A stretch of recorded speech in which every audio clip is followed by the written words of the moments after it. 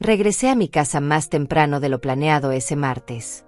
Mis manos todavía temblaban mientras cerraba la puerta principal con cuidado, tratando de no hacer ruido. Había olvidado unos documentos importantes que necesitaba para la cita en el banco, y decidí volver rápidamente a buscarlos antes de que fuera demasiado tarde. La casa estaba en silencio. O al menos eso pensé al principio. Carlos y Marta debían estar descansando todavía.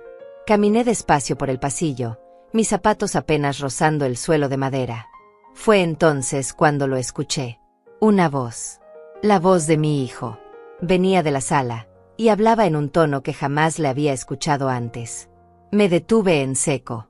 Algo en mi interior me advirtió que no debía seguir avanzando, pero mis pies no obedecieron. Me acerqué más, pegándome a la pared, conteniendo la respiración. Las palabras llegaban cada vez más claras a mis oídos. Llevo un año trabajando duro con esta vieja egoísta para descubrir el código de la caja fuerte, dijo Carlos. Su voz sonaba fría, calculadora, llena de desprecio. Pero ahora tengo los ahorros, las joyas y las tarjetas de ella. Hoy vamos a sacar todo y desaparecer.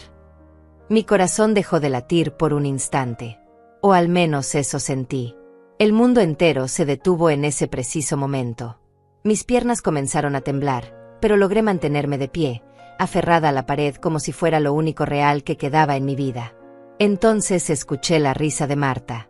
Una risa que conocía bien, pero que ahora sonaba diferente. Maliciosa. Triunfante. Sabía que lo lograrías, amor, dijo ella con satisfacción. Un año fingiendo que la cuidábamos. Un año soportando sus historias aburridas y sus quejas constantes. Pero valió la pena. Con todo ese dinero podremos empezar de nuevo en otro estado. Ella nunca nos encontrará. Quise gritar. Quise entrar a esa sala y enfrentarlos. Quise preguntarles cómo era posible que me hicieran esto. Pero mi voz no salió. Mi cuerpo entero estaba congelado, como si me hubieran convertido en una estatua de sal. Solo podía escuchar. Solo podía sentir cómo cada palabra se clavaba en mi pecho como algo filoso y terrible.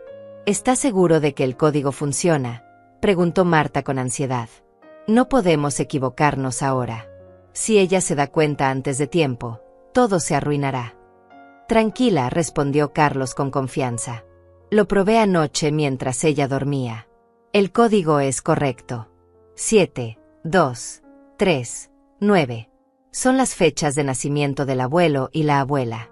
Tan predecible como siempre. Esta tarde, cuando salga a su clase de tejido, vaciaremos la caja fuerte. Después iremos al banco y retiraremos todo el dinero de sus cuentas. Para mañana en la mañana, ya estaremos lejos de aquí.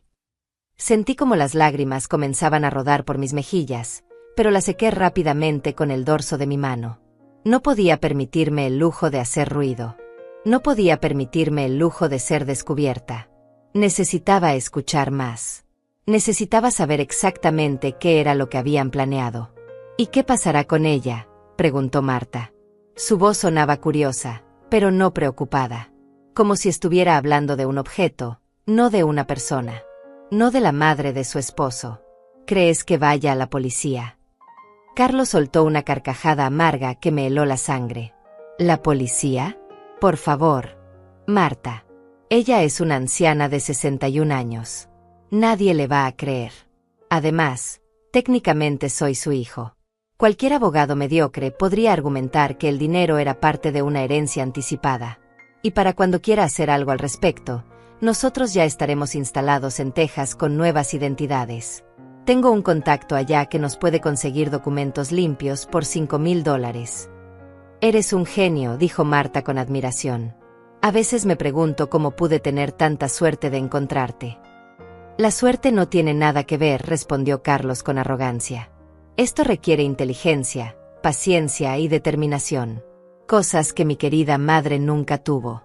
Ella solo sabe trabajar como una esclava y ahorrar cada centavo. Nunca supo disfrutar la vida.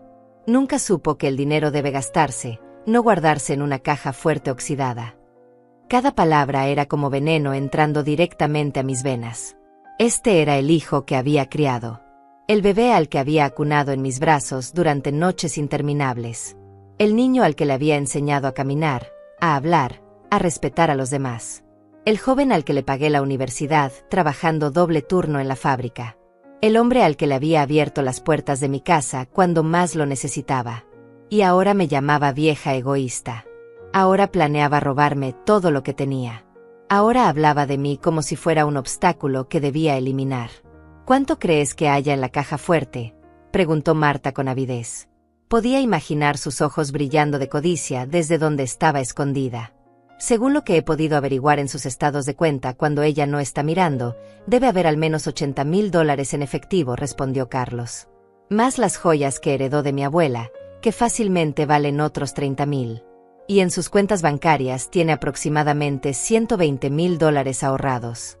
En total, estamos hablando de más de $230,000. $230,000. 40 años de trabajo. 40 años de madrugar a las 5 de la mañana. 40 años de sacrificar vacaciones, ropa nueva, salidas con amigas. Todo ahorrado centavo por centavo con un solo propósito: asegurar mi vejez y dejarle algo a mi hijo cuando yo ya no estuviera. Y él lo sabía. Sabía cada sacrificio que había hecho. Sabía cuántas veces había comido frijoles y arroz para poder guardar un poco más de dinero. Sabía cuántas veces había rechazado invitaciones porque no podía permitirme gastar en cosas innecesarias. Y aún así, no le importaba. Aún así, planeaba quitármelo todo. Con ese dinero podremos comprar una casa pequeña en Texas, continuó Carlos, su voz llena de planes y sueños construidos sobre mi ruina. Podremos abrir el negocio que siempre quisimos. Viviremos cómodamente por años. Y lo mejor de todo es que ella nunca nos encontrará. Para cuando se dé cuenta de lo que pasó, ya será demasiado tarde. ¿No sientes ni un poco de culpa?, preguntó Marta. Pero su tono no era de reproche. Era de curiosidad genuina, como quien pregunta sobre el clima. Hubo un silencio que me pareció eterno. Contuve la respiración, esperando. Una parte de mí, una parte pequeña y estúpida, todavía tenía esperanza de que mi hijo dijera algo que demostrara que aún quedaba algo de humanidad en él. ¿Culpa?, repitió Carlos finalmente. ¿Por qué debería sentir culpa? Ella ha tenido una vida completa. Ha trabajado, ha ahorrado, ha hecho lo que quiso. Ahora es mi turno. Es mi turno de vivir bien, de no preocuparme por el dinero, de disfrutar. Además, técnicamente ese dinero debería ser mío algún día de todas formas. Solo estoy adelantando el proceso. Tienes razón, coincidió Marta. Ella ya vivió su vida. Ya es hora de que nosotros vivamos la nuestra. No pude seguir escuchando.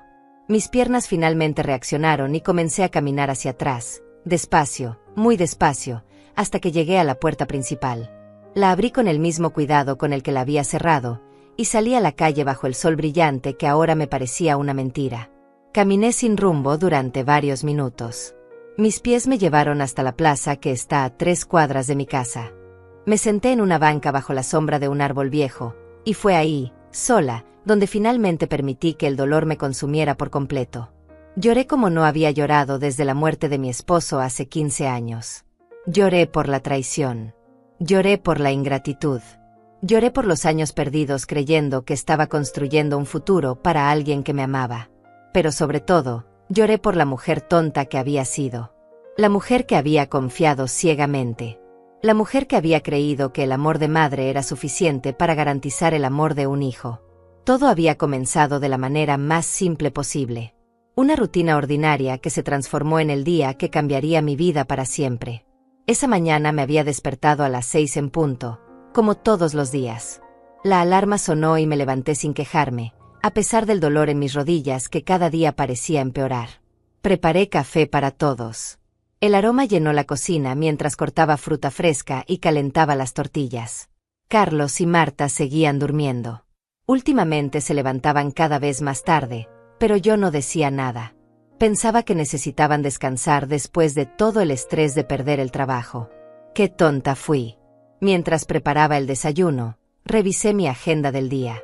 Tenía una cita a las 9:30 en el banco con el señor Alfredo Torres, mi asesor financiero. Necesitábamos revisar algunos documentos sobre mis inversiones y actualizar los beneficiarios de mis cuentas. Era algo rutinario, algo que hacía cada año sin falta. Dejé el desayuno preparado en la mesa con una nota cariñosa para Carlos y Marta. Les escribí que había salido temprano y que volvería después del mediodía. Tomé mi bolso, verifiqué que llevara mi identificación y las llaves, y salí de casa exactamente a las 8:15. El banco quedaba a 20 minutos en autobús. Me gustaba tomar el transporte público. Me hacía sentir independiente, capaz, viva. Muchas mujeres de mi edad ya no salían solas, pero yo me negaba a ser una de esas personas que se rinden ante la vejez. Llegué al banco 10 minutos antes de mi cita. Me senté en la sala de espera, observando a las personas que entraban y salían. Jóvenes con sus teléfonos, señoras con sus bolsas de compras, hombres de negocios con sus portafolios elegantes. La vida continuaba su curso normal para todos ellos. A las 9:30 en punto, la asistente del señor Torres me llamó. Pero cuando entré a su oficina, él no estaba ahí. La asistente me pidió disculpas con una sonrisa amable. Don Alfredo tuvo una emergencia familiar esta mañana, me explicó. Su hijo menor tuvo un accidente en la escuela y tuvo que salir corriendo al hospital. Nada grave, gracias a Dios, pero necesita estar con él. Podríamos reagendar su cita para mañana a la misma hora. Me sentí decepcionada, pero entendí perfectamente. Si hubiera sido Carlos el que necesitaba ayuda, yo también habría dejado todo para ir con él. Qué irónica era la vida. Yo habría dejado todo por mi hijo, pero él planeaba dejarme en la ruina. Por supuesto, respondí a la asistente. Mañana estará bien. Espero que el niño se recupere pronto. Salí del banco con una sensación extraña. Tenía toda la mañana libre ahora. No tenía más planes hasta las 3 de la tarde, cuando comenzaba mi clase de tejido en el centro comunitario. Caminé por la calle principal, mirando los aparadores de las tiendas sin realmente prestar atención. Fue entonces cuando vi el vestido. Un vestido hermoso color verde en el escaparate de una boutique que casi nunca visitaba. Era elegante, del tipo de ropa que nunca me compraba porque siempre pensaba que era un gasto innecesario. Pero algo en ese vestido me llamó la atención. Entré a la tienda. La vendedora, una joven llamada Paola según su etiqueta, me saludó con amabilidad. Ese vestido le quedaría precioso, señora, me dijo con entusiasmo genuino. ¿Quiere probárselo?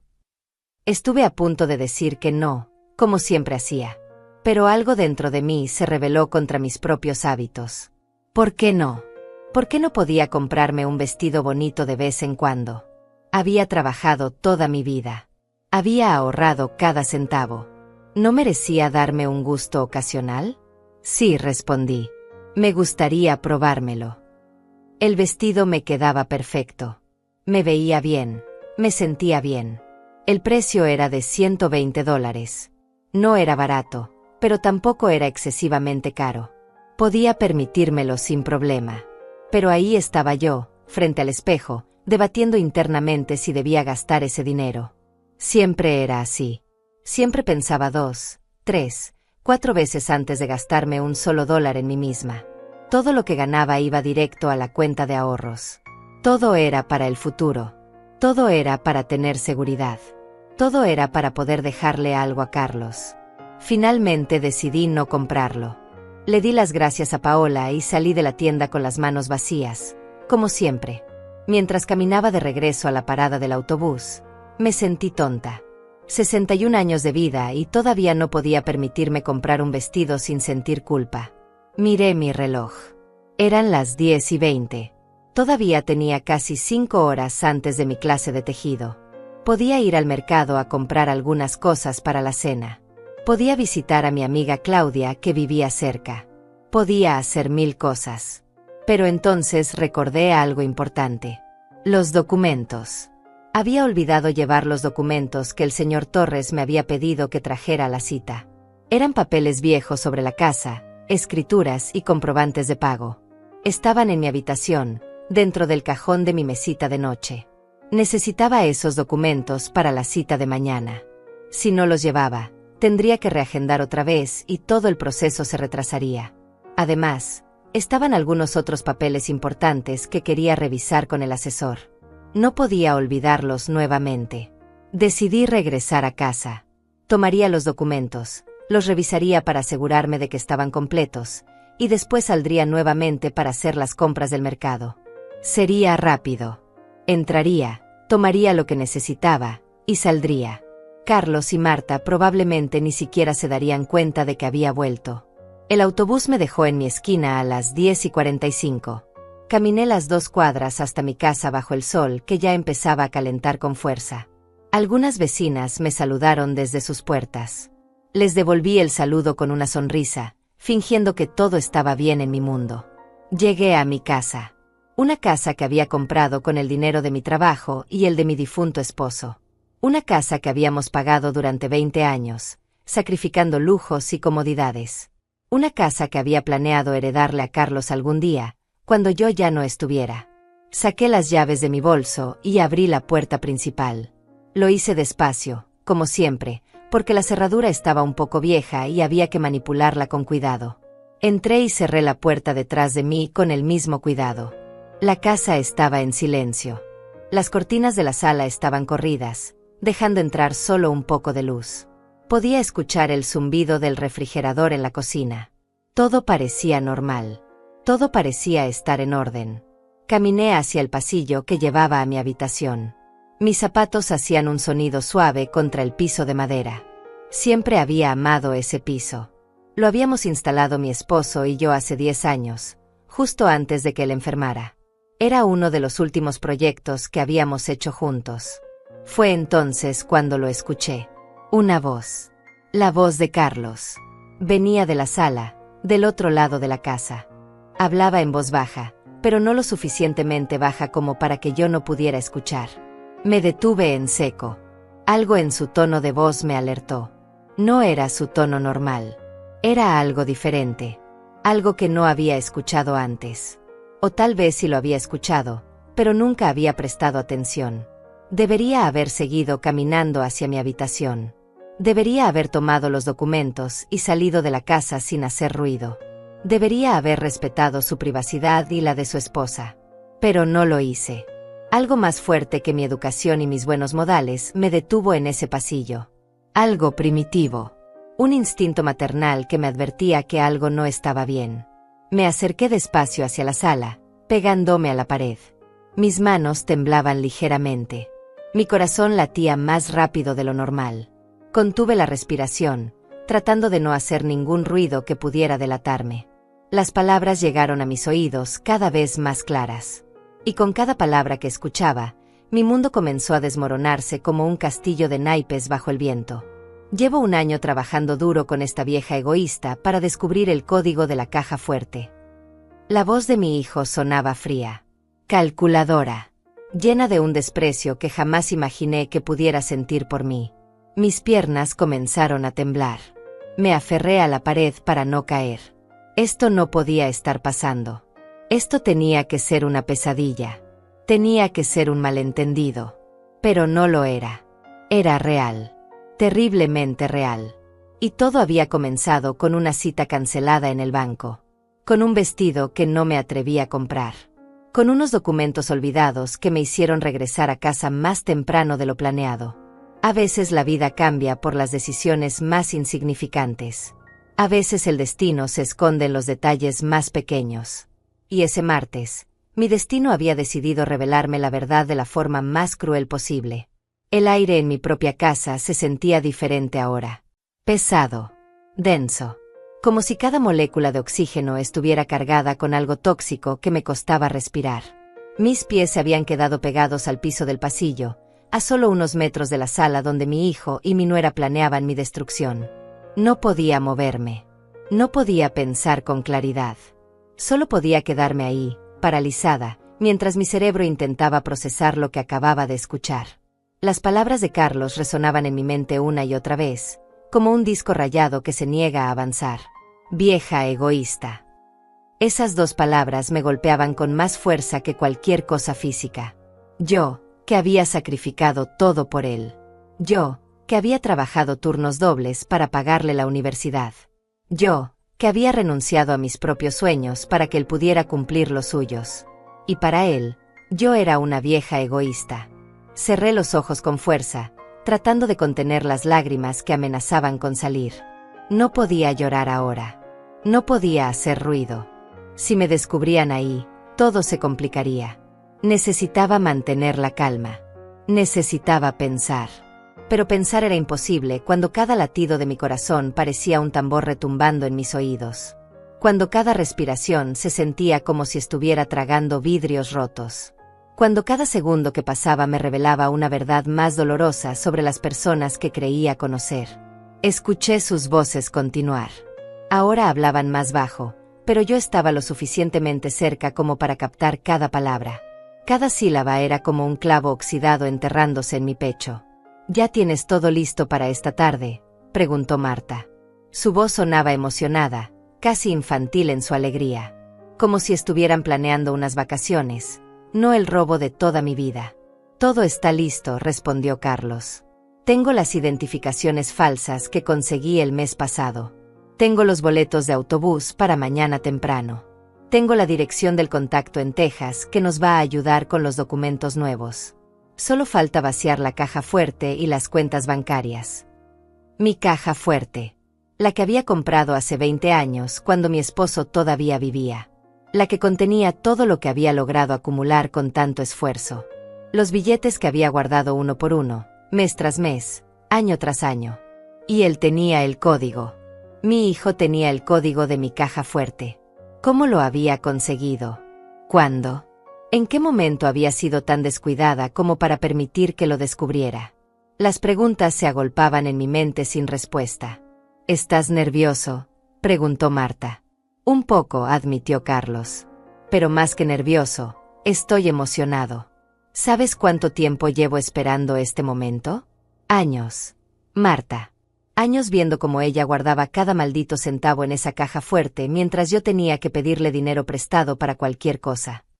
El resentimiento en su voz era palpable. Como si yo le hubiera hecho algo terrible al no entregarle mi dinero cada vez que lo pedía. Como si mi trabajo de cuidar mis ahorros fuera un crimen imperdonable. «Ya no tendrás que pedirle nada nunca más», dijo Marta con satisfacción. «Después de hoy, seremos libres. Podremos vivir como siempre quisimos».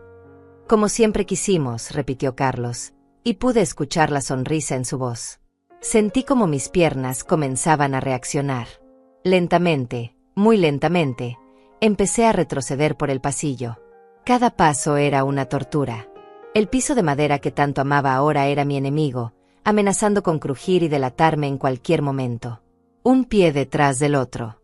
Despacio. Con cuidado. Conteniendo la respiración. Mi cuerpo entero temblaba, pero de alguna manera logré mantener el control suficiente para no hacer ruido. Llegué a la puerta principal. Mi mano tocó la manija y la giré con una lentitud dolorosa. El mecanismo hizo un clic suave que me pareció ensordecedor. Me quedé congelada, esperando escuchar pasos acercándose, voces preguntando quién estaba ahí. Pero no pasó nada. Ellos seguían en la sala, absortos en sus planes malvados, ajenos al hecho de que su víctima había estado escuchando cada palabra. Abrí la puerta lo suficiente como para deslizarme hacia afuera. El sol de la mañana me golpeó como una bofetada de realidad. El mundo seguía ahí, girando como siempre, indiferente a mi dolor. Los pájaros cantaban en los árboles. Los autos pasaban por la calle. La vida continuaba su curso normal. Pero para mí, nada volvería a ser normal nunca más. Cerré la puerta con el mismo cuidado con el que la había abierto. Mis manos temblaban tanto que casi dejó caer las llaves. Las metí en mi bolso y comencé a caminar. No sabía hacia dónde iba. Solo sabía que necesitaba alejarme de esa casa antes de que me descubrieran. Mis pies me llevaron por la acera sin rumbo fijo. Pasé frente a la casa de la señora Florinda, mi vecina de toda la vida. Ella estaba regando sus plantas en el jardín y me saludó con la mano. Yo le devolví el saludo automáticamente, mi boca formando una sonrisa que no sentía. «Buenos días, Olga», me gritó con alegría. «Qué temprano regresas hoy». «La cita se canceló», respondí, sorprendida de que mi voz sonara tan normal. «Tengo que volver mañana».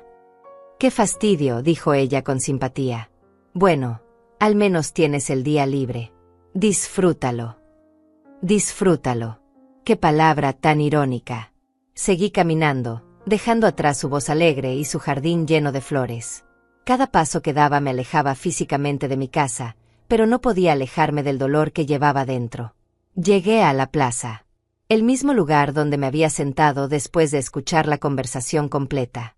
Pero ahora era diferente. Ahora no sabía todo. Ahora solo había escuchado una parte, pero era suficiente para entender la magnitud de lo que estaba por venir. Me senté en la misma banca bajo el mismo árbol. Mis manos se aferraron al borde del asiento de madera, como si fuera lo único que me mantenía atada a la realidad. Miré al suelo, a las hojas secas que el viento arrastraba en círculos. Mi mente empezó a repasar los últimos 6 meses. Los 6 meses que Carlos y Marta habían vivido en mi casa. Ahora todo cobraba sentido. Ahora podía ver las señales que había ignorado. Las veces que encontraba a Carlos cerca de mi habitación cuando yo llegaba a casa. Siempre tenía una excusa perfecta. Estaba buscando el teléfono. Escuché un ruido extraño. Quería preguntarte algo, pero ya te habías ido. Las veces que notaba que mis cosas estaban ligeramente movidas de lugar. Mi joyero 1 centímetro más a la izquierda. Mi carpeta de documentos no exactamente donde la había dejado. Yo lo atribuía a mi memoria, a mi edad. Estás olvidando dónde pones las cosas, me decía a mí misma. Las veces que Carlos me preguntaba sobre la caja fuerte con una curiosidad que parecía inocente. ¿Cuándo compraste esa caja fuerte, mamá? Es difícil recordar el código. ¿Alguna vez has pensado en cambiar el código por algo más moderno? Todas esas pequeñas cosas que había ignorado. Todas esas banderas rojas que había pintado de blanco en mi mente porque no quería ver la verdad. Porque confiar en mi hijo era más fácil que dudar de él. 1 año. Había dicho 1 año. 1 año trabajando duro para descubrir el código. 1 año manipulándome. 1 año fingiendo que me cuidaba cuando en realidad solo me estudiaba como un ladrón estudia una casa antes de robarla. ¿En qué momento me había convertido en una marca para mi propio hijo? ¿En qué momento dejé de ser su madre para convertirme en su víctima? Las lágrimas finalmente comenzaron a caer. No podía detenerlas más. Cayeron silenciosamente por mis mejillas, calientes y amargas. Lloré por la madre tonta que había sido. Lloré por los años desperdiciados confiando en alguien que no lo merecía. Lloré por el futuro que había planeado y que ahora se desmoronaba ante mis ojos. Pero mientras lloraba, algo más comenzó a crecer dentro de mí. Algo que no había sentido en mucho tiempo. Algo que iba más allá del dolor y la traición. Era rabia. Fría. Calculada. Silenciosa. Mi hijo creía que era inteligente. Creía que había ganado. Creía que yo era solo una vieja tonta que nunca se daría cuenta de lo que estaba pasando. Pero él había cometido un error. Un error crucial. Me había subestimado. Sequé mis lágrimas con el dorso de mi mano. Respiré profundo, llenando mis pulmones con el aire fresco de la mañana. Mi corazón todavía dolía, pero mi mente comenzaba a aclararse. Tenía que volver a casa. Tenía que escuchar el resto de su conversación. Tenía que saber exactamente qué era lo que planeaban hacer y cuándo. Necesitaba toda la información posible antes de decidir mi próximo movimiento.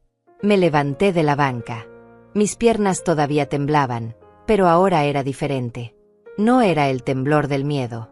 Era el temblor de la adrenalina. De la determinación. Caminé de regreso hacia mi casa con pasos firmes. Esta vez no había duda en mi camino. Esta vez sabía exactamente lo que tenía que hacer.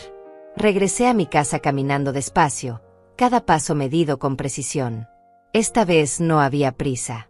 Esta vez sabía exactamente lo que me esperaba detrás de esa puerta. El sol seguía brillando con la misma intensidad de antes, pero todo se sentía diferente ahora.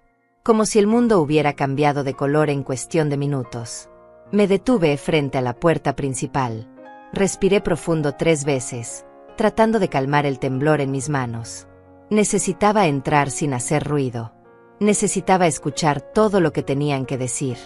Cada detalle importaba ahora. Giré la llave con cuidado extremo. El mecanismo cedió sin hacer apenas ruido. Abrí la puerta lo suficiente para deslizarme dentro y la cerré detrás de mí con la misma delicadeza. El pasillo estaba exactamente igual que cuando había salido. Las cortinas seguían corridas. La casa seguía en penumbras. Las voces venían de la sala. Todavía estaban ahí. Todavía estaban hablando. Me acerqué con pasos silenciosos, conteniendo la respiración cada pocos segundos para escuchar mejor. Mi espalda rozaba la pared fría del pasillo mientras avanzaba centímetro a centímetro. «¿Qué haremos con los muebles?», preguntó Marta. «Algunos son antiguos. Podrían valer algo de dinero». Carlos soltó una risa seca que me heló la sangre. «Olvídate de los muebles. Son viejos y están en mal estado. Nadie pagaría nada por ellos.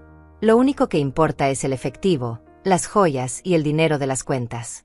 Con $230,000 tenemos suficiente para empezar de nuevo. Los muebles que se queden aquí pudriéndose». $230,000. El número resonó en mi cabeza como una campana.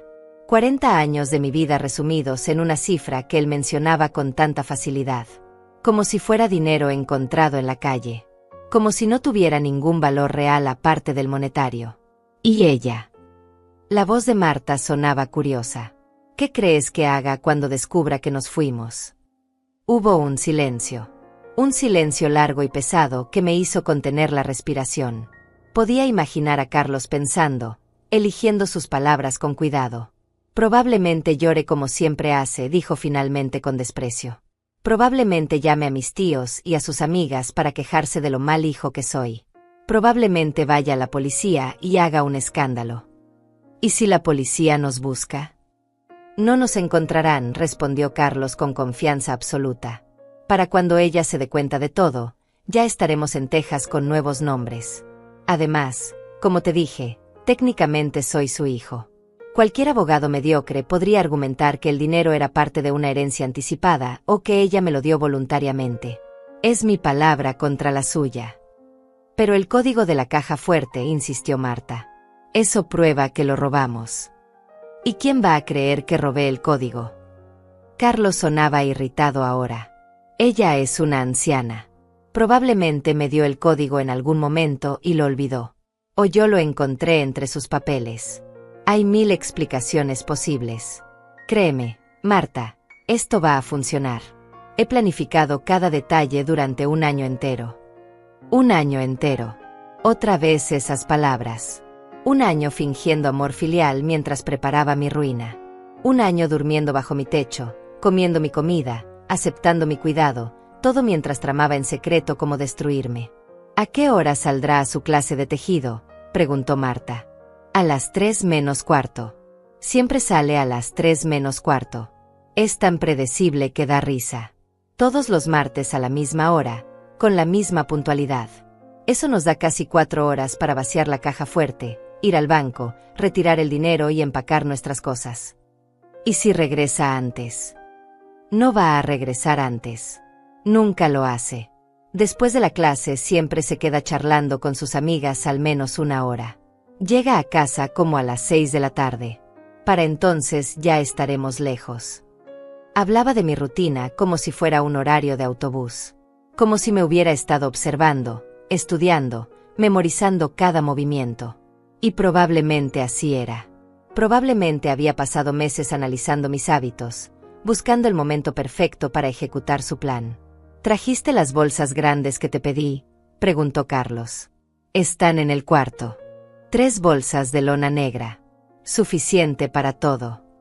«Perfecto. Cuando ella salga, tenemos que movernos rápido. Primero vaciamos la caja fuerte. Después vamos al banco y retiramos todo el efectivo que podamos de sus cuentas. Les diremos que ella nos autorizó. Tengo copias de su identificación que hice el mes pasado cuando ella dejó su bolso en la mesa. Copias de mi identificación. Había robado mi identidad antes de robar mi dinero. El nivel de planificación era aterrador. No era un impulso. No era una decisión tomada a la ligera. Era un plan elaborado, meticuloso, frío. ¿Y si los del banco sospechan algo? No sospecharán nada. Soy su hijo. Llevo meses yendo con ella al banco para sus trámites. Los empleados me conocen. Nos conocen. Solo tengo que actuar preocupado, decir que ella no se siente bien y me pidió que retirara el dinero por ella. Es simple. Simple. Destruir la vida de tu propia madre era simple para él. Robarle todo lo que había trabajado durante décadas era simple. Abandonarla sin nada era simple. Estoy nerviosa, admitió Marta. ¿Y si algo sale mal? Nada va a salir mal, la tranquilizó Carlos. He pensado en todo. Cada detalle. Cada posible problema. Confía en mí, amor. Mañana a esta hora estaremos en el autobús hacia Texas, con todo el dinero, listos para empezar nuestra nueva vida. Nuestra nueva vida, repitió Marta, y pude escuchar la sonrisa en su voz. Suena tan bien. Sin deudas. Sin preocupaciones. Sin tener que fingir más que cuidamos a tu madre. Sin tener que escuchar sus historias aburridas sobre los viejos tiempos, añadió Carlos. Sin tener que fingir que nos importa cuando habla de mi padre. Sin tener que aguantar sus consejos que nadie le pidió. Cada palabra era un golpe directo al corazón. Pero algo extraño estaba pasando dentro de mí. El dolor seguía ahí, profundo e intenso, pero comenzaba a transformarse en algo diferente. Algo más frío. Más controlado. ¿Crees que alguna vez nos perdone?, preguntó Marta. Carlos se rió. Una risa genuina, sin malicia aparente, pero llena de indiferencia absoluta. No me importa si me perdona o no. Para cuando quiera hacer algo, ya será demasiado tarde. Y honestamente, Marta, después de todo lo que ha hecho, se lo merece. ¿Qué ha hecho?, preguntó Marta con curiosidad. Ha sido egoísta toda su vida. Guardando dinero en lugar de disfrutarlo. Negándome ayuda cuando realmente la necesitaba. Siempre con su discurso de que tengo que ser responsable, de que tengo que trabajar duro, de que el dinero no crece en los árboles. Bueno, ahora voy a tomar lo que es mío por derecho. No podía creer lo que estaba escuchando. Cada palabra que salía de su boca era una distorsión completa de la realidad. Yo nunca le había negado ayuda. Le había pagado la universidad completa. Le había prestado dinero innumerables veces que nunca devolvió. Le había abierto las puertas de mi casa cuando lo necesitó.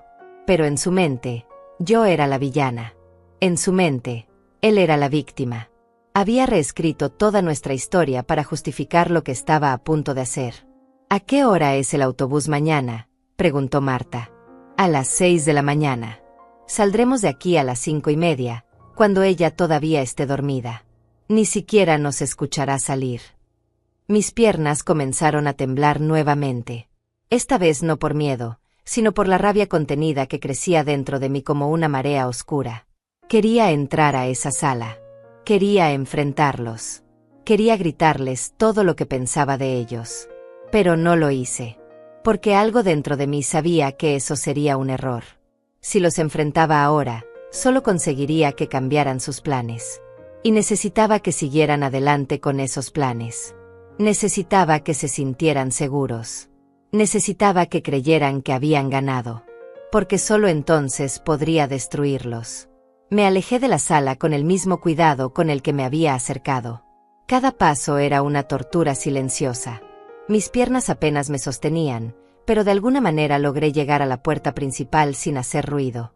Salí de mi propia casa como una ladrona, cerrando la puerta con una delicadeza que contrastaba brutalmente con el caos que sentía por dentro. El sol de mediodía me golpeó con fuerza. Era casi la 1 de la tarde. Tenía 2 horas antes de mi supuesta clase de tejido. 2 horas antes de que Carlos y Marta ejecutaran su plan. 2 horas para decidir qué iba a hacer con mi vida destrozada. Caminé sin rumbo por las calles de mi vecindario. Las mismas calles que había recorrido durante 30 años. Las mismas casas que había visto envejecer junto conmigo. Todo era familiar, pero al mismo tiempo todo se sentía extraño. Como si estuviera viendo mi mundo a través de un cristal roto. Pasé frente a la panadería donde compraba el pan cada mañana. El señor Antonio, el dueño, me saludó desde la ventana. Le devolví el saludo mecánicamente, mi rostro formando una sonrisa que no sentía. Él no sabía que la mujer que le compraba pan todos los días acababa de descubrir que su hijo planeaba robarle todo. Nadie lo sabía. Nadie podía saberlo con solo mirarme. Por fuera, yo seguía siendo la misma Olga Rodríguez de siempre. Una mujer de 61 años, viuda, trabajadora, respetable. Por dentro, era un campo de batalla donde el dolor y la rabia se disputaban el control de mi alma. Llegué a un pequeño parque que quedaba a unas cuadras de mi casa. No era el mismo donde había estado antes. Este era más tranquilo, menos frecuentado. Me senté en una banca bajo la sombra de un árbol grande que debía tener 100 años o más. El silencio del parque era casi absoluto. Solo se escuchaba el canto lejano de algunos pájaros y el susurro del viento entre las hojas. Era un silencio que me permitía pensar. Un silencio que me obligaba a enfrentar la verdad sin distracciones. Mi hijo me odiaba. Esa era la verdad más dolorosa de todas. No solo me iba a robar. Me odiaba. Lo había escuchado en su voz. En cada palabra que había dicho sobre mí. En cada queja. En cada justificación. Para él, yo no era una madre que había sacrificado su vida entera por su bienestar. Era una vieja egoísta que guardaba dinero por pura mezquindad. Era un obstáculo entre él y la vida que creía merecer. ¿En qué momento se había torcido todo? ¿En qué momento el niño que solía abrazarme y decirme que era la mejor mamá del mundo se había convertido en este hombre que planeaba destruirme? Traté de recordar.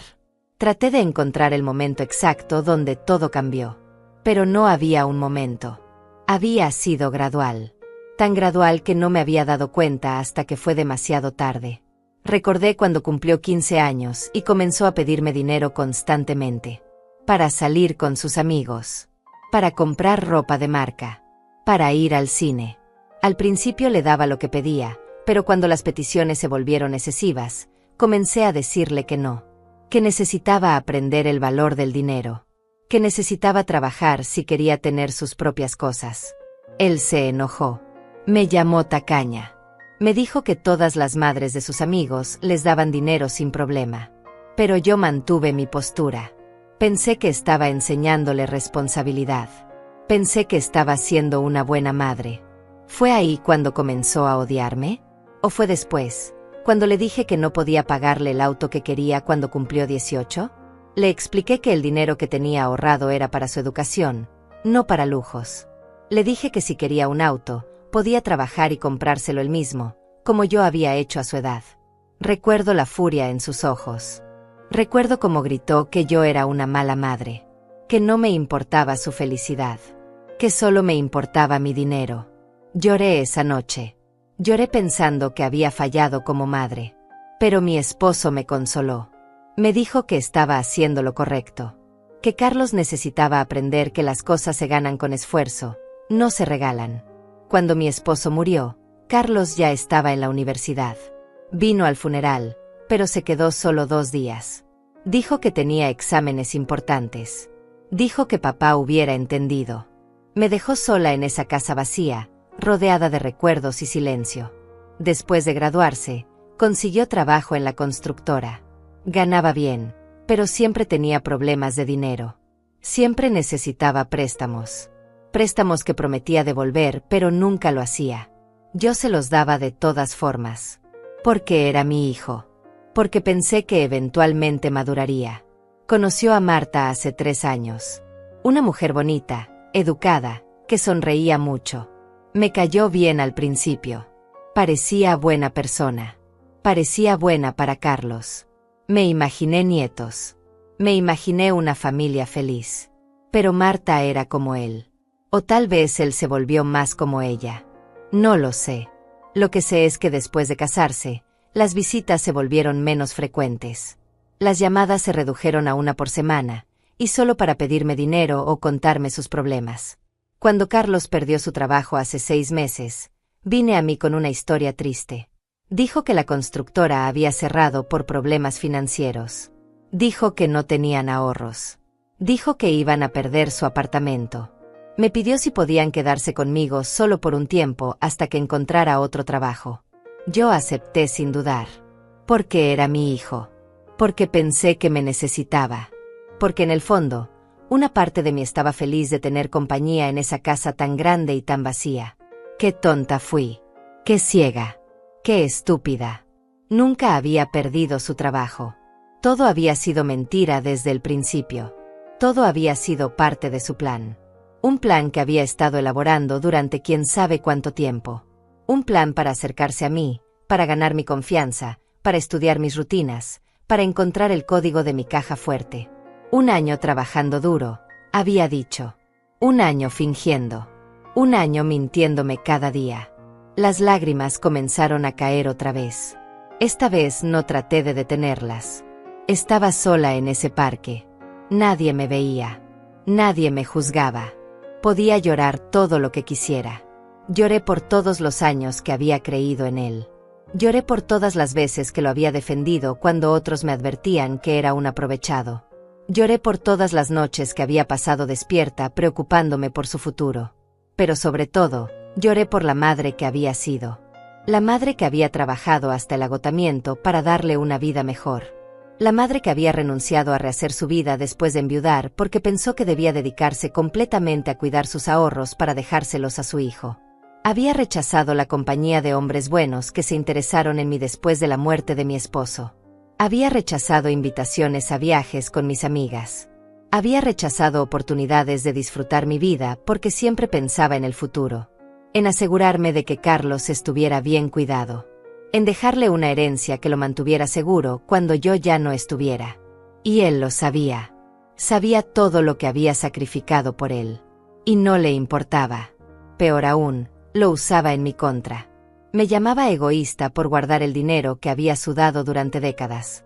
Me culpaba por no darle todo lo que quería cuando lo quería. El dolor era tan intenso que sentía como si mi pecho se fuera a partir en dos. Era un dolor físico. Real. Palpable. Como si alguien me estuviera apretando el corazón con sus manos hasta exprimirle la última gota de vida. Miré mis manos. Manos viejas, llenas de arrugas y manchas de la edad. Manos que habían trabajado incansablemente durante 40 años. Manos que habían cocinado miles de comidas para mi familia. Manos que habían acariciado la frente de mi hijo cuando estaba enfermo. Y ahora esas manos temblaban. No de vejez. No de debilidad. Sino de una emoción que no podía nombrar. Era dolor. Era rabia. Era desilusión. Era todo junto, mezclado en un cóctel tóxico que me estaba envenenando desde dentro. Pensé en mi esposo. En lo que él diría si pudiera ver esto. Se sentiría devastado. Carlos había sido su orgullo. Su único hijo. El heredero de su apellido. Mi esposo había muerto creyendo que nuestro hijo era un buen hombre. Creyendo que yo estaría bien cuidada. Creyendo que Carlos se encargaría de mí en mi vejez. Qué afortunado había sido al morir sin saber la verdad.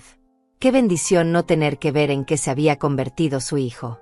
El sol comenzaba a moverse en el cielo. Debían ser casi las 2:30. En menos de una hora, se suponía que debía salir de mi casa hacia mi clase de tejido. En menos de una hora, Carlos y Marta comenzarían a ejecutar su plan. Me sequé las lágrimas con el dorso de la mano. Respiré profundo.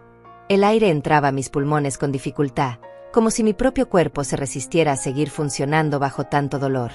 Pero tenía que seguir. Tenía que levantarme de esa banca. Tenía que decidir qué iba a hacer. Podía irme. Podía simplemente desaparecer y dejarlos hacer lo que quisieran. Podía tomar un autobús a otra ciudad y empezar de nuevo.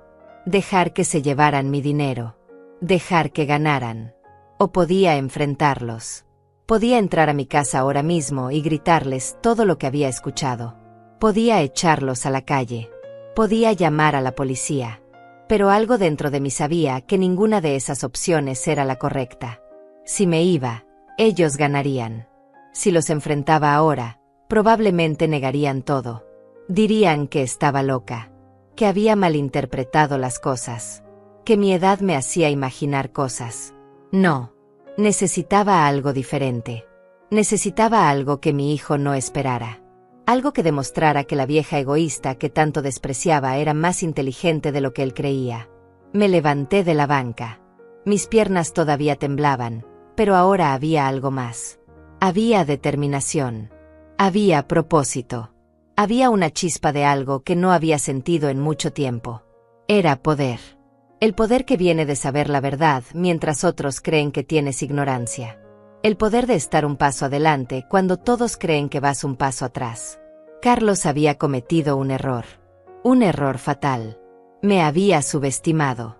Había creído que era solo una vieja tonta que nunca se daría cuenta de nada hasta que fuera demasiado tarde.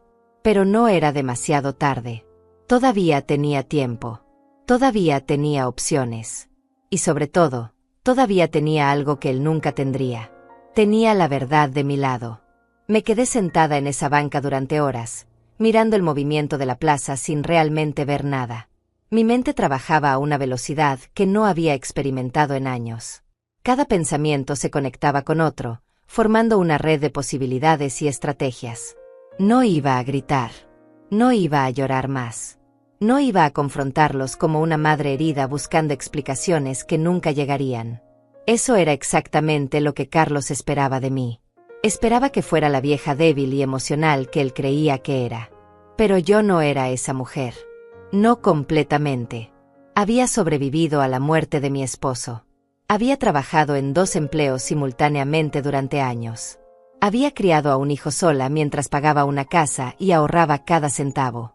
Había enfrentado jefes abusivos, compañeros envidiosos, y todas las dificultades que la vida pone en el camino de una mujer trabajadora. Y había sobrevivido a todo. No con gritos ni escándalos, sino con silencio, paciencia y estrategia. Esta vez no sería diferente. Saqué mi teléfono del bolso. Mis manos ya no temblaban. Había una claridad extraña en mi mente ahora, como si una niebla se hubiera disipado revelando un camino perfectamente trazado. Marqué el número de mi amiga Claudia Flores. Claudia y yo nos conocíamos desde hace 30 años. Ella era abogada, aunque ya estaba retirada. Pero su mente seguía siendo tan aguda como siempre. Si alguien podía ayudarme a navegar esta situación, era ella. «Olga», respondió al tercer timbre. «¡Qué sorpresa! ¿Cómo estás?» «Necesito verte», dije directamente. «Hoy. Ahora sí es posible. Es urgente». Hubo una pausa. Claudia me conocía lo suficientemente bien como para saber que yo nunca usaba la palabra urgente a la ligera. «Ven a mi casa», dijo sin hacer más preguntas. «Te espero». Caminé las 6 cuadras hasta la casa de Claudia. Era una casa pequeña pero acogedora, llena de libros y recuerdos de sus años como abogada. Ella me abrió la puerta antes de que pudiera tocar el timbre, como si hubiera estado esperándome junto a la ventana. «Entra», dijo, estudiando mi rostro con preocupación. «Te ves terrible. ¿Qué pasó?» Nos sentamos en su sala. Ella me sirvió un té caliente que no pedí pero que agradecí. Y entonces, por primera vez desde que había escuchado esa conversación horrible, hablé. Le conté todo. Cada palabra que había escuchado. Cada detalle del plan de Carlos. Claudia me escuchó en silencio. Su rostro no mostraba sorpresa ni indignación exagerada. Solo una concentración profunda, como cuando analizaba un caso difícil en sus años de abogada. Cuando terminé de hablar, ella se quedó pensativa durante varios segundos. «¿Tienes pruebas de lo que escuchaste?», preguntó finalmente. «Solo mi palabra», respondí. «No grabé nada». «Entonces necesitamos crear pruebas», dijo Claudia con determinación. «Y necesitamos actuar rápido si ellos planean hacerlo esta tarde». Miré mi reloj. Eran las 12:30. En 2 horas y cuarto se suponía que yo debía salir a mi clase de tejido. En 2 horas y cuarto, Carlos y Marta comenzarían a ejecutar su plan. «¿Qué sugieres?», pregunté. Claudia se levantó y caminó hacia su estudio. Regresó con una libreta y un bolígrafo. Comenzó a escribir mientras hablaba. «Primero, no vayas a tu clase de tejido. Pero tampoco te quedes en casa. Sal de tu casa exactamente a la hora que siempre sales, pero regresa 15 minutos después. Entra sin hacer ruido y grábalos con tu teléfono. Necesitamos evidencia de lo que están haciendo. ¿Y si me descubren? Entonces improvisamos. Pero lo dudo. Estarán tan concentrados en vaciar tu caja fuerte que no esperarán que regreses». Asentí. Tenía sentido. Claudia continuó escribiendo. «Segundo, necesitamos proteger tu dinero. Inmediatamente después de grabarlos, vas directo al banco. Habla con el gerente, no con los empleados comunes. Explícale la situación y bloquea todas tus cuentas. Cambia los accesos. Asegúrate de que nadie más que tú pueda retirar dinero. El banco hará eso sin pruebas. Con las grabaciones sí. Y yo te acompañaré. Mi nombre todavía tiene peso en esta ciudad. El gerente del banco, Antonio Silva, fue mi cliente hace años. Me debe varios favores. Sentí como algo dentro de mí comenzaba a asentarse. Un plan. Tenía un plan. Ya no era una víctima pasiva esperando ser destruida. Era una mujer tomando control de la situación. Tercero, continuó Claudia, después del banco, vamos a la policía. Presentamos una denuncia formal con las grabaciones como evidencia. Intento de robo, fraude, lo que sea que aplique. Los abogados que conozco allí pueden orientarnos. ¿Y el dinero de la caja fuerte?, pregunté. No puedo protegerlo como las cuentas del banco. Claudia sonrió. Era una sonrisa pequeña, pero había algo casi feroz en ella. Esta tarde, antes de que salgas de tu casa, mueve todo el contenido de tu caja fuerte. Trae el efectivo y las joyas aquí. Yo tengo una caja de seguridad en mi casa. Nadie sabrá que está aquí. Cuando ellos abran tu caja fuerte, la encontrarán vacía. La idea me produjo una satisfacción oscura que no sabía que era capaz de sentir. Imaginar la cara de Carlos cuando abriera la caja fuerte y no encontrara nada me llenó de una alegría amarga. ¿Cuánto tiempo tienes antes de que se den cuenta de que algo anda mal?, preguntó Claudia.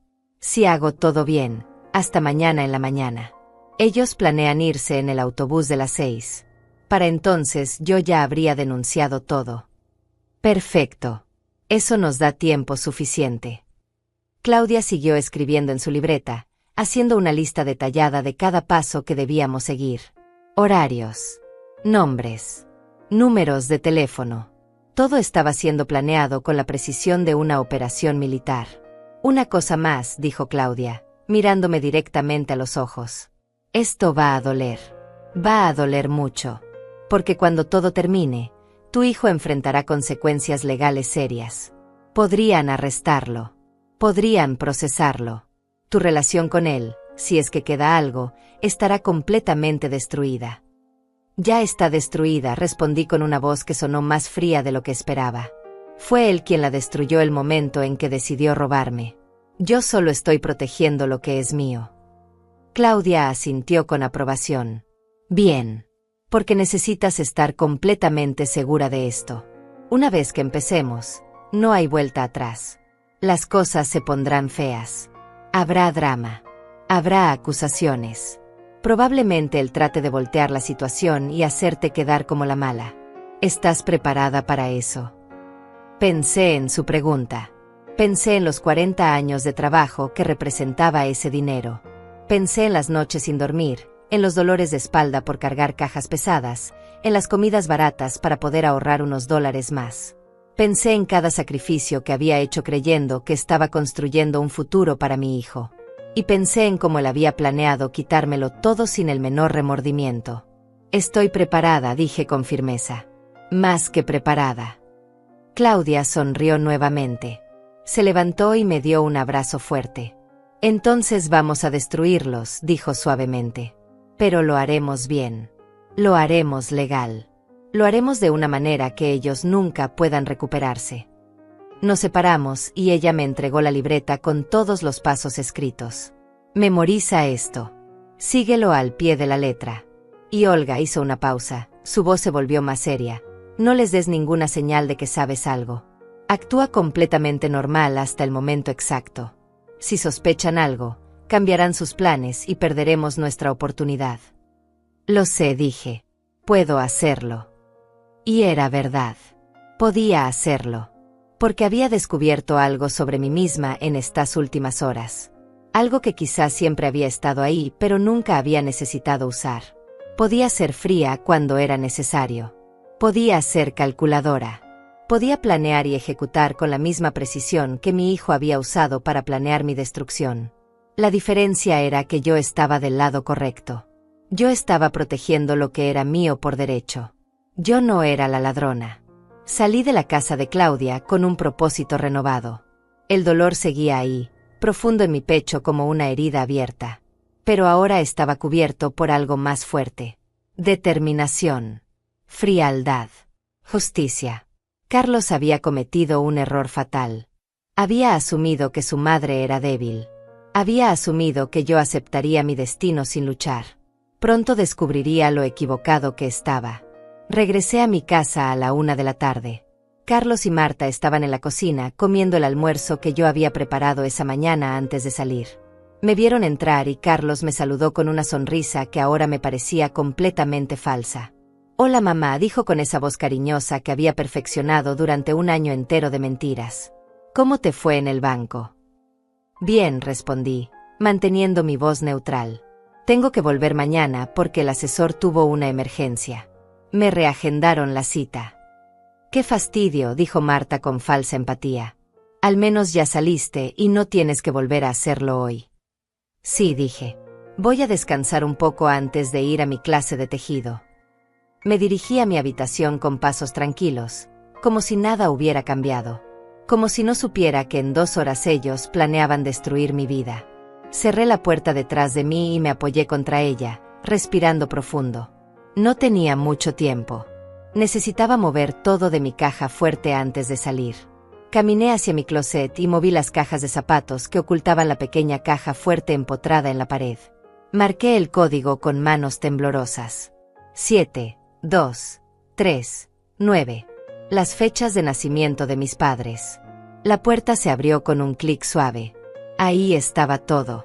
Los billetes cuidadosamente ordenados en fajos. Las joyas de mi madre envueltas en paños de terciopelo. Los documentos importantes en carpetas manila. 40 años de mi vida contenidos en un espacio de medio metro cuadrado. Saqué una bolsa de tela grande que guardaba en el fondo de mi closet y comencé a meter todo con cuidado. Los billetes primero. Conté mentalmente mientras los guardaba. $78,000 en efectivo. No los 80,000 que Carlos había mencionado, pero estaba cerca. Las joyas después. El collar de perlas de mi abuela. Los aretes de diamantes que mi esposo me había regalado en nuestro 20º aniversario. El anillo de oro que había pertenecido a mi madre. Cada pieza tenía una historia. Cada pieza era un recuerdo de alguien que había amado y que me había amado de verdad. Los documentos al final. Las escrituras de la casa. Los certificados de inversión. Las pólizas de seguro. Todo lo que probaba que yo había trabajado y construido algo con mis propias manos. Cerré la bolsa y la escondí debajo de mi cama momentáneamente. Después cerré la caja fuerte vacía, volví a marcar el código para asegurarme de que funcionaba, y coloqué las cajas de zapatos en su lugar como si nada hubiera pasado. Miré el reloj. La 1:30. Necesitaba salir en 1 hora y cuarto para mantener mi rutina normal. Pero antes de eso, tenía que llevar la bolsa a casa de Claudia sin que Carlos y Marta me vieran. Esperé 15 minutos. Escuché sus voces en la sala. Estaban viendo televisión, riendo de algo que decían en la pantalla. Riendo mientras planeaban mi ruina. La hipocresía me revolvió el estómago. Tomé la bolsa y la escondí dentro de mi abrigo más grande. No era lo ideal, pero funcionaría. Salí de mi habitación tratando de parecer casual. «Voy a la tienda de la esquina», anuncié. «Necesito comprar hilo para mi clase». «¿Quieres que te acompañe, mamá?», preguntó Carlos sin despegar los ojos de la televisión. Sabía que no tenía ninguna intención real de acompañarme. Era solo teatro. «No es necesario», respondí. «Vuelvo en 20 minutos». Salí de la casa con la bolsa oculta bajo mi abrigo. El sol de la tarde me cegó momentáneamente. Caminé rápido pero sin correr, sin hacer nada que pudiera parecer sospechoso si alguien me observaba desde la ventana. Llegué a casa de Claudia en 7 minutos. Ella me esperaba en la puerta. «¿Lo tienes todo?», preguntó en voz baja. «Todo», respondí, entregándole la bolsa. Claudia la tomó y desapareció dentro de su casa. Regresó 2 minutos después con las manos vacías. «Está guardado en mi caja de seguridad», dijo. «Nadie lo encontrará aquí. Ahora ve a la tienda, compra el hilo que dijiste que necesitabas, y regresa a tu casa. Mantén todo normal». Hice exactamente lo que me dijo. Compré 2 rollos de hilo azul en la tienda de la esquina. Regresé a mi casa a las 2:10. Carlos y Marta seguían en la sala, ahora más callados, probablemente repasando mentalmente su plan. Me fui a mi habitación y me cambié de ropa. Me puse el vestido que siempre usaba para mi clase de tejido. Me peiné frente al espejo. Me puse los zapatos cómodos. Cada movimiento era parte de la actuación. Cada gesto diseñado para mantener la ilusión de que todo era normal. A las 2:45, salí de mi habitación con mi bolso de tejido en la mano. Me voy a mi clase, anuncié desde el pasillo. Regreso como a las 6. Que te vaya bien, mamá, dijo Carlos. Su voz sonaba normal, pero yo podía detectar una nota de anticipación apenas contenida. Estaba emocionado. Apenas podía esperar a que yo saliera para comenzar su robo. Diviértete, añadió Marta con dulzura falsa. Salí por la puerta principal y la cerré detrás de mí. Caminé por la acera en dirección al centro comunitario donde se daban las clases. Pero cuando llegué a la esquina, me detuve. Saqué mi teléfono y configuré la cámara en modo de grabación de video. Esperé exactamente 15 minutos mirando mi reloj. 15 minutos era suficiente tiempo para que ellos pensaran que yo ya estaba lejos. Suficiente tiempo para que bajaran la guardia y comenzaran su plan. A las 3 en punto, regresé hacia mi casa caminando en silencio. Cada paso estaba calculado. Cada movimiento era silencioso como el de un fantasma. Llegué a mi puerta y saqué las llaves. Las introduje en la cerradura con el cuidado de un cirujano. La puerta se abrió sin hacer ruido. Entré y la cerré detrás de mí con la misma delicadeza. El pasillo estaba vacío. Podía escuchar movimiento en mi habitación. Voces susurradas. El sonido de algo siendo movido. Activé la grabación en mi teléfono y caminé despacio hacia mi habitación. La puerta estaba entreabierta. Me acerqué pegada a la pared y me asomé apenas lo suficiente para ver y grabar. Carlos estaba frente a mi caja fuerte abierta. Marta estaba a su lado con 3 bolsas negras en el suelo. Pero sus caras no mostraban la alegría que esperaban.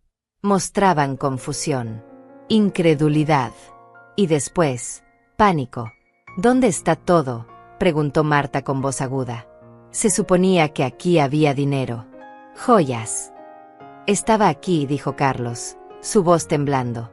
Lo vi. Lo conté. Había $80,000. Había joyas. Todo estaba aquí. Entonces, ¿dónde está ahora?, gritó Marta, perdiendo la compostura completamente. Carlos metió las manos dentro de la caja fuerte vacía, como si el dinero pudiera materializarse por arte de magia. Sacó las manos vacías, su rostro pálido. No lo entiendo, murmuró. El código funcionó. La caja está abierta. Pero no hay nada. ¿Crees que ella lo movió?, preguntó Marta. ¿Crees que sospecha algo? No puede ser, dijo Carlos, pero su voz ya no sonaba tan segura. Ella no sabe nada. Actuó completamente normal esta mañana. Pues el dinero no desapareció solo. Marta comenzó a revisar el closet frenéticamente, tirando cajas, moviendo ropa. Tiene que estar aquí en algún lado. Deja de hacer ruido, siseó Carlos. Los vecinos pueden escuchar. Me importa un bledo los vecinos. Se suponía que íbamos a tener $230,000. Y ahora no tenemos nada. Los observé por 2 minutos más. 2 minutos de pánico. 2 minutos de acusaciones mutuas. 2 minutos de verlos desmoronarse mientras su plan perfecto se convertía en cenizas. Y yo lo grabé todo. Cada palabra. Cada movimiento. Cada expresión de culpabilidad en sus rostros. Cuando tuve suficiente evidencia, retrocedí silenciosamente por el pasillo. Salí de la casa con el mismo cuidado con el que había entrado. Caminé hasta la esquina y entonces, solo entonces, permití que una sonrisa pequeña y fría se formara en mis labios. La primera parte de mi plan había funcionado perfectamente. Ahora venía la segunda parte. Tomé mi teléfono y llamé a Claudia. Lo tengo todo grabado, dije cuando ella contestó. Los grabé tratando de robar de mi caja fuerte vacía. Están en pánico. Perfecto, respondió Claudia. Voy por ti. Nos vamos directo al banco. Antonio nos está esperando. Ya le expliqué la situación y tiene todo listo para bloquear tus cuentas. Gracias, Claudia, dije, y mi voz se quebró un poco por primera vez en horas. No sé qué haría sin ti. Estás haciendo lo correcto, Olga, dijo ella con firmeza. Estás protegiendo lo que es tuyo. Ahora terminaremos esto. Colgué y esperé en la esquina. Mi corazón latía rápido, pero ya no era por miedo. Era por algo diferente. Era por la satisfacción de saber que yo había ganado esta batalla. Carlos había planeado durante un año. Había estudiado cada uno de mis movimientos. Había esperado pacientemente el momento perfecto. Pero había olvidado algo crucial.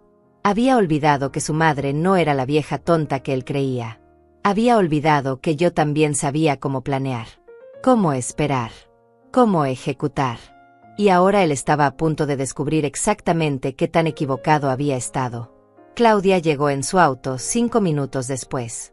Me subí sin decir palabra y ella arrancó inmediatamente. El banco quedaba a 10 minutos de distancia. Durante el trayecto, repasé la grabación en mi teléfono para asegurarme de que todo se hubiera capturado correctamente. La imagen era clara. El audio perfecto. Cada palabra de pánico, cada expresión de culpabilidad, todo estaba ahí. Llegamos al banco y Claudia me condujo directamente a la oficina del gerente.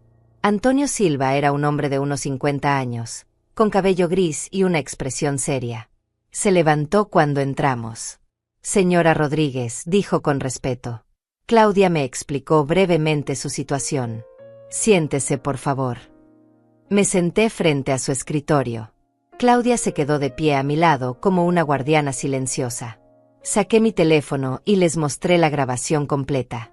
Antonio la observó en silencio, su expresión volviéndose cada vez más grave.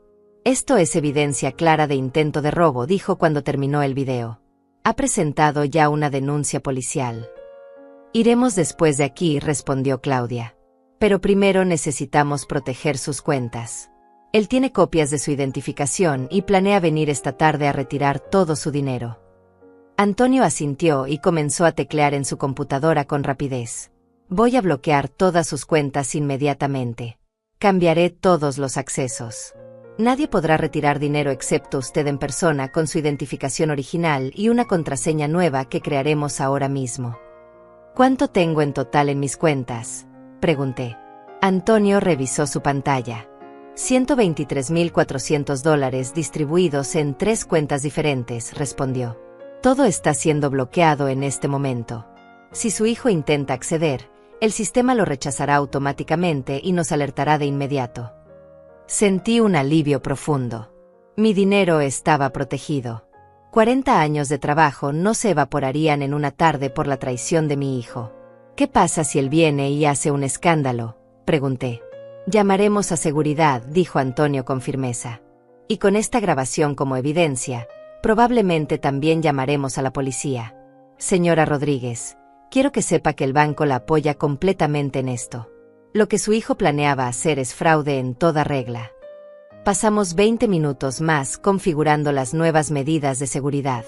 Antonio me hizo crear una contraseña compleja que solo yo conocía. Me dio su número personal de teléfono por si necesitaba algo. Y me aseguró que pondría una alerta especial en mis cuentas. Si él viene, no conseguirá nada, me dijo al despedirnos. Y nosotros tendremos registro de su intento, lo cual fortalecerá su caso legal. Salimos del banco con esa parte resuelta. Claudia me llevó directamente a la estación de policía. Era un edificio viejo, pero bien mantenido en el centro de la ciudad. Entramos y Claudia pidió hablar con el detective encargado de fraudes. Nos hicieron esperar 15 minutos en una sala pequeña. Finalmente entró un hombre de unos 40 años que se presentó como el detective Sebastián Chávez. Tenía una expresión amable pero profesional. Entiendo que quiere presentar una denuncia, dijo sentándose frente a nosotras. Le conté toda la historia desde el principio. Cómo había regresado a casa por accidente. Cómo había escuchado la conversación. Cómo había planeado con Claudia proteger mis bienes. Le mostré la grabación 2 veces. Él tomó notas detalladas en una libreta. Esto es suficiente para proceder con cargos de intento de robo y fraude, dijo el detective. El hecho de que usted lo grabara intentando acceder a su caja fuerte es evidencia directa. ¿Sabe dónde está él en este momento? En mi casa, respondí. Probablemente todavía tratando de entender dónde está el dinero. Planea volver a su casa hoy. Miré a Claudia. Ella negó con la cabeza. Te quedas conmigo esta noche, dijo con firmeza. No es seguro que vuelvas ahí todavía. El detective asintió. Es lo más prudente. Voy a enviar una patrulla a su domicilio para interrogar a su hijo. Con la evidencia que tiene, podemos detenerlo inmediatamente. ¿Lo arrestarán?, pregunté, y mi voz sonó más pequeña de lo que esperaba. Depende de cómo reaccione al interrogatorio, explicó el detective. Si confiesa o si intenta resistirse, sí. Si niega todo, necesitaremos procesar la evidencia primero y emitir una orden de arresto. Pero con una grabación tan clara, es solo cuestión de tiempo. Firmé la denuncia oficial. Me dieron una copia de todos los documentos. El detective me aseguró que me llamaría esa misma noche con actualizaciones. Salimos de la estación de policía cuando el sol comenzaba a ponerse. ¿Cómo te sientes?, preguntó Claudia mientras manejaba de regreso a su casa. No lo sé, respondí honestamente. Aliviada, furiosa, triste, todo al mismo tiempo. Es normal, dijo ella. Lo que acabas de hacer requiere mucha fuerza. Muchas madres en tu situación habrían dejado que sus hijos las robaran solo por evitar el conflicto. Yo habría sido una de esas madres, admití. Si no hubiera escuchado cómo hablaba de mí, si no hubiera escuchado ese desprecio en su voz, tal vez habría dejado que se saliera con la suya solo para mantener la paz. Pero lo escuchaste, dijo Claudia. Y te defendiste. Eso te hace más fuerte de lo que crees. Llegamos a su casa y ella me instaló en su cuarto de huéspedes. Me prestó ropa limpia. Me preparó una cena ligera que apenas pude comer. Mi estómago estaba cerrado por la tensión. A las 8 de la noche sonó mi teléfono. Era el detective Chávez. Señora Rodríguez, dijo cuando contesté. Fuimos a su domicilio. Su hijo y su nuera ya no estaban ahí. La casa estaba cerrada, pero pudimos verificar con los vecinos que los vieron salir con prisa hace unas horas con varias bolsas. Mi corazón se aceleró. Se fueron. Eso parece. Pero no se preocupe. Ya emitimos una alerta en todas las estaciones de autobuses y terminales. Con sus nombres y descripciones, será difícil que salgan de la ciudad. Además, como usted protegió su dinero, no tienen recursos para ir muy lejos. ¿Y ahora qué pasa? Ahora esperamos. Si intentan usar sus identificaciones para comprar boletos, los atraparemos. Si intentan ir al banco mañana como planeaban, los atraparemos. De una forma u otra, señora Rodríguez, su hijo enfrentará las consecuencias de sus acciones. Colgué el teléfono y me senté en la cama del cuarto de huéspedes de Claudia. Había ganado. Había protegido mi dinero. Había presentado la denuncia. Había hecho todo correctamente. Entonces, ¿por qué me sentía tan vacía? Claudia entró con una taza de té caliente. Lo escuché, dijo suavemente. Se fueron. Sí, respondí, como ratas huyendo de un barco que se hunde. Olga, dijo Claudia sentándose a mi lado. Hiciste lo correcto. Tienes que creerlo. Lo sé, dije. Y era verdad. Lo sabía en mi mente. Pero mi corazón todavía dolía como si me lo hubieran arrancado del pecho. Esa noche dormí poco. Cada vez que cerraba los ojos veía la cara de Carlos. No la cara del hombre que había planeado robarme, sino la cara del niño que había sido. El niño que se abrazaba a mí cuando tenía pesadillas. El niño que me decía que yo era la mejor mamá del mundo. ¿En qué momento ese niño se había convertido en el hombre que me llamaba vieja egoísta? No tenía respuesta. Y tal vez nunca la tendría. 3 días después, el detective Chávez me llamó con noticias. Habían encontrado a Carlos y Marta en una estación de autobuses a 2 horas de la ciudad. Intentaban comprar boletos con nombres falsos, pero el empleado sospechó y alertó a las autoridades. Fueron arrestados inmediatamente. Enfrentan cargos de intento de robo, fraude y uso de documentos falsos, me explicó el detective. Con la evidencia que tenemos, es casi seguro que habrá consecuencias legales serias. Colgué el teléfono sintiendo una mezcla extraña de satisfacción y tristeza. Había ganado, pero la victoria sabía amarga. Claudia insistió en que me quedara con ella unas semanas más. Necesitas tiempo para procesar todo esto, me dijo. Y tenía razón. No estaba lista para volver a esa casa donde había criado a mi hijo. Donde cada rincón me recordaría la traición. Una tarde, mientras tomaba café en la sala de Claudia, sonó el timbre. Ella fue a abrir y regresó con una expresión extraña en el rostro. «Hay alguien aquí para verte», dijo. «Dice que es tu hermano». Mi hermano. Alfredo. No lo había visto en casi 20 años. Después de la muerte de nuestros padres, nos habíamos distanciado por razones tontas que ahora ni recordaba. Él se había mudado a otro estado y perdimos contacto casi por completo. Salí a la puerta y ahí estaba. Más viejo, con más canas, pero inconfundiblemente mi hermano. Nos miramos en silencio durante varios segundos. «Me enteré de lo que pasó», dijo finalmente. «Una prima me llamó. Tomé el primer autobús que pude». «¿Viniste hasta aquí por mí?», pregunté, mi voz quebrándose. «Eres mi hermana», dijo simplemente. «Debí haber estado aquí antes. Debí haber sido mejor hermano. Pero estoy aquí ahora». Nos abrazamos en el umbral de la puerta de Claudia. Y por primera vez en días, lloré. Pero no eran lágrimas de dolor. Eran lágrimas de alivio. De conexión. De saber que no estaba completamente sola. Alfredo se quedó toda la semana. Hablamos durante horas, recuperando los años perdidos. Me contó de su vida, de sus hijos que yo apenas conocía, de su esposa que quería conocerme. Y yo le conté todo. El dolor de criar a Carlos sola. El orgullo que había sentido cuando se graduó. La traición que me había destrozado.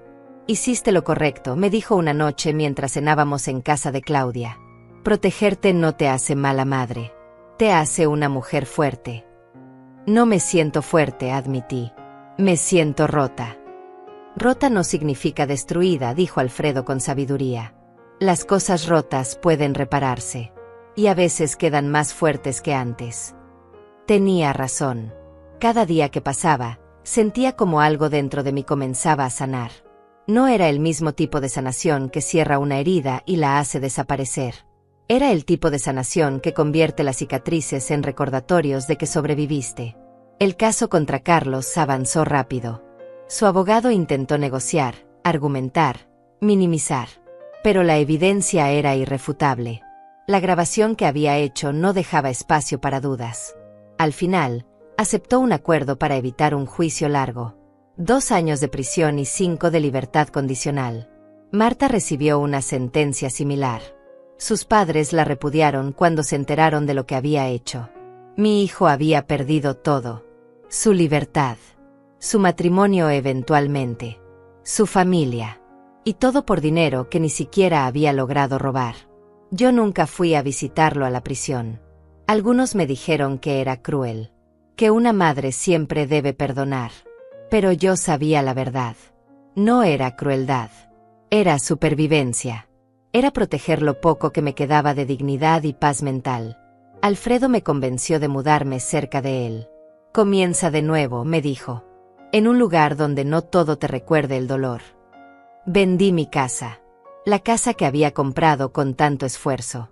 Pero ya no era un hogar. Era solo un edificio lleno de fantasmas. Con el dinero de la venta y mis ahorros protegidos, me compré una casa pequeña cerca de Alfredo. Conocí a mis sobrinos.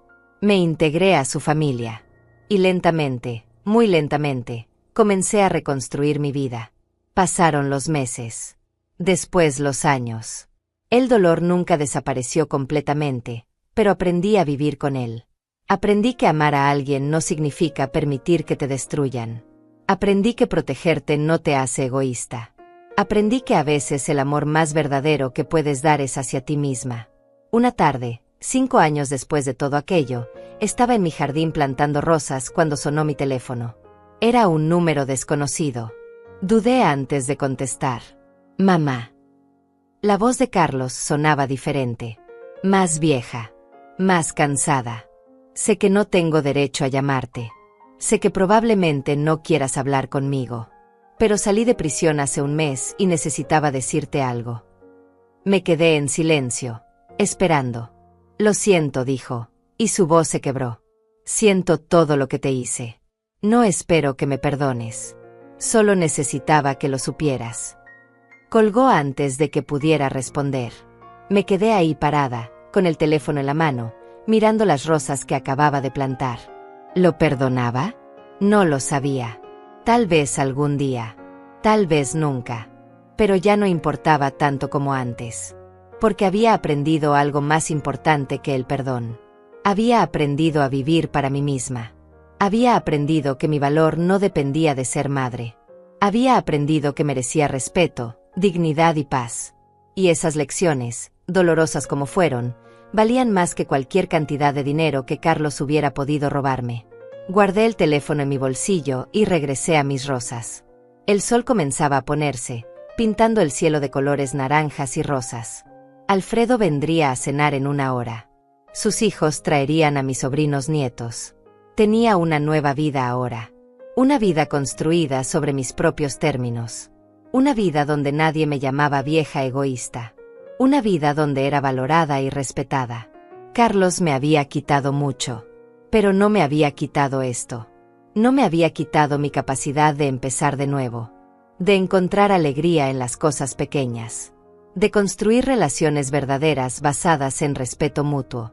Esa noche, mientras cenaba con mi hermano y su familia, rodeada de risas y conversaciones cálidas, me di cuenta de algo. Sí, había sobrevivido a la traición más dolorosa que una madre puede experimentar. Pero había hecho más que sobrevivir. Había florecido. Y eso, pensé mientras brindaba con mi hermano, eso era la mejor venganza de todas. No la venganza de hacerle daño a quien te lastimó, sino la venganza de construir una vida tan hermosa que su traición se vuelve irrelevante. Carlos había intentado destruirme, pero en el proceso, me había obligado a descubrir una fuerza que nunca supe que tenía. Y por eso, en un sentido extraño y retorcido, casi podía agradecerle. Casi.